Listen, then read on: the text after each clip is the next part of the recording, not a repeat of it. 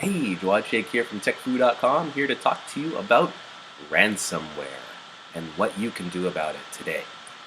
Ask yourself this question: what is the most expensive part on your computer? The true answer is that it's not the screen, it's not the hard drive, nor is it the Apple logo. It's the data on your drive. Your personal data is the most expensive thing you could ever try to get back. Now, have you ever had your hard drive fail on you? Think about it. One day you wake up, you go to turn your computer on, only to realize that your computer has crashed and it will take hundreds or thousands of dollars for an IT guy or an IT forensics company to come and recover the data on your drive. But now consider this scenario. What if you woke up one morning and turned on your machine, only to find that the computer was locked and there was a message appearing asking you to pay thousands of dollars to unlock your computer in a ransom note? A hospital in California, in Hollywood of all places, learned that lesson the hard way when they had their computers locked by a piece of malware known as ransomware. And they paid $18,000 to unlock those machines. In January recently, Israel faced a ransomware attack on its electricity infrastructure in which a number of computers were locked and rendered inoperable until a ransom was paid. The ransomware virus was delivered through an email attachment. Kaspersky, the internet security company Kaspersky, predicted in 2016 that they expect to see a dramatic rise in ransomware attacks, directed away from larger organizations such as banks and more towards the average Joe like you and me. The reason being that these cyber terrorists can take advantage of the low cost per victim with smaller ransoms and on an on-volume basis.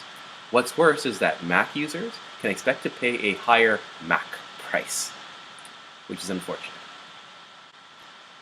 So how does ransomware work? Well, it's similar to any virus that's transmitted. What happens is that an unsuspecting user may open an email attachment to which the malicious program is suddenly installed into the computer without the user's knowledge, no different than any virus. What's different here is that the program proceeds to lock up the computer and encrypt the files with a message that requests money in exchange for unlocking the files.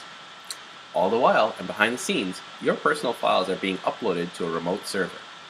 You could try rebooting the computer, but to no avail. So what do you do if you're hit with a ransomware attack? Well, we'll talk about 3 points here. The first thing is don't pay the ransom. Authorities and experts recommend that you do not pay the ransom because there is no guarantee that your files will ever be unlocked if you do. What if the cyber terrorist decides to delete your files for spite? And also, how do you know that the cyber terrorist won't be back a month later asking for more money? Preparation is key, and having a mindset of mitigating losses is important here. We're going to talk about mitigating losses more in a moment. Number 2, disconnect from the internet. Symantec, in a recent post, recommended that you disconnect the computer from the internet immediately, even if it means turning off the computer completely, just in case if your data is being uploaded to the cyber terrorist server, which increases the likelihood of identity theft. Number 3, reformat, recover your computer. Basically assume that your computer is a lost cause and get out the recovery CDs and DVDs and do a fresh install on your machine. Ensure that all drives are wiped and that you start fresh with a new computer. Careful not to reinstall the virus again. You may need to take the computer to an expert to do this if you're not comfortable in this area. Sure, this may be a tough pill to swallow, but it's important to rid yourself of the attacker as soon as possible. So now let's look at prevention and mitigation. This is the point where you can take action today and prevent getting hurt by this type of attack, or at least reduce the likelihood of getting hurt by this type of attack. The first thing is very important: backup, and most importantly, backup. Decide on which files you consider detrimental and keep backups of them.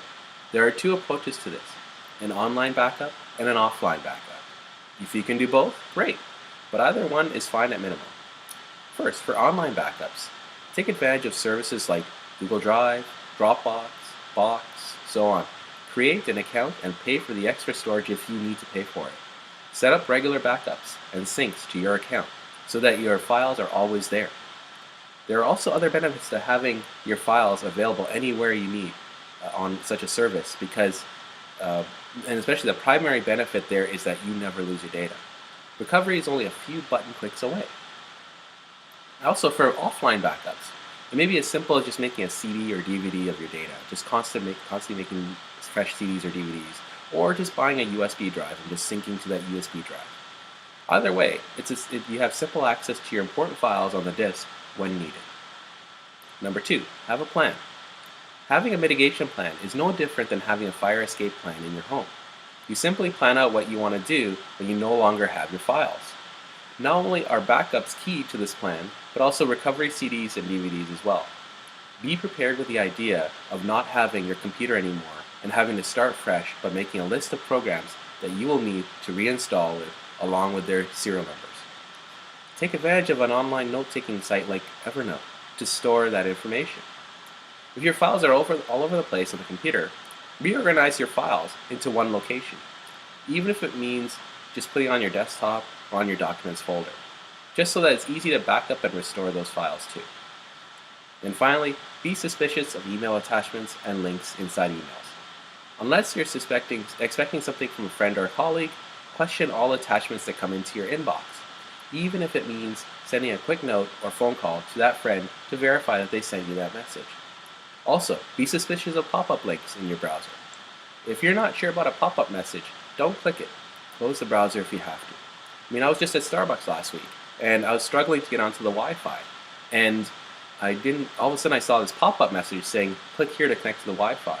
But it was not the same looking pop-up message that I always see from Starbucks. Like normally Starbucks has their logo, has some writing about some coffee, and it didn't have either. It just said, click here to connect. So I said, forget it, I'm not clicking. And I closed the browser, and I just decided to use my mobile data for that day. Better safe than sorry. So this type of attack is on the rise, and cyber terrorists are going after the average person like you and me and small to medium-sized businesses who lack the financial resources to protect themselves like larger organizations do. So take precautions today and to mitigate the damage. Until next time, stay safe online. I'm Jawad Sheikh for TechFoo.com, and I'll talk to you soon. Bye for now.